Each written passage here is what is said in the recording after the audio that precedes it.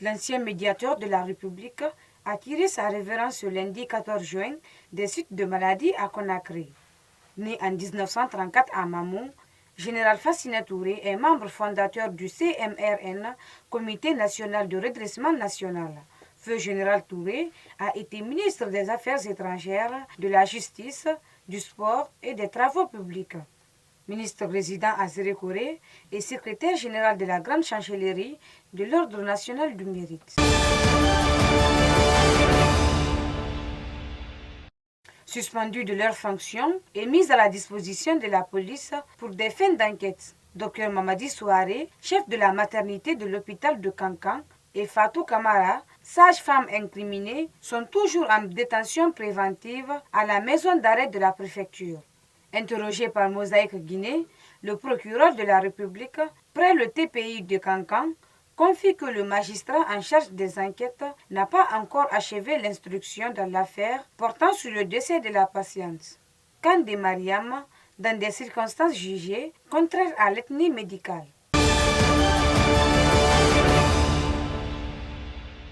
La mission conjointe FIFA-CAF, qui doit venir évaluer la situation liée à l'organisation du congrès électif de la Fédération guinéenne de football, arrive à Conakry la semaine prochaine.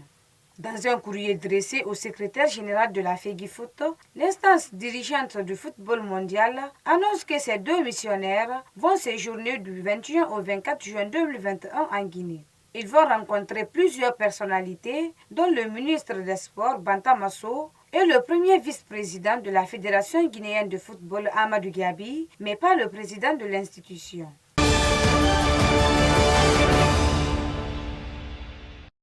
Les gérants de stations-service de Côte d'Ivoire, réunis au sein de l'Organisation des gérants de stations-service de Côte d'Ivoire, OGSCI, ont décidé dimanche 13 juin de suspendre leur mot d'ordre de grève qui devrait entrer en vigueur à partir de ce lundi 14 juin et ce jusqu'au 16 juin 2021, après des échanges avec le ministre de tutelle.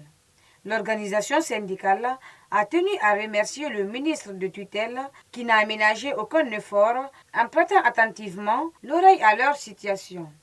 Pour l'OGSCI, les discussions sont toujours en cours avec la tutelle en vue de trouver une issue favorable et définitive à leurs préoccupations.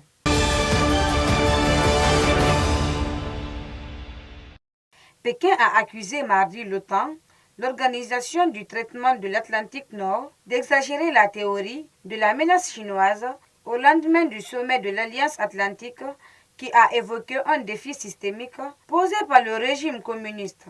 Au terme de leur sommet lundi à Bruxelles, les dirigeants des pays de l'OTAN ont signalé leurs préoccupations à l'endroit de la Russie, mais aussi de la Chine.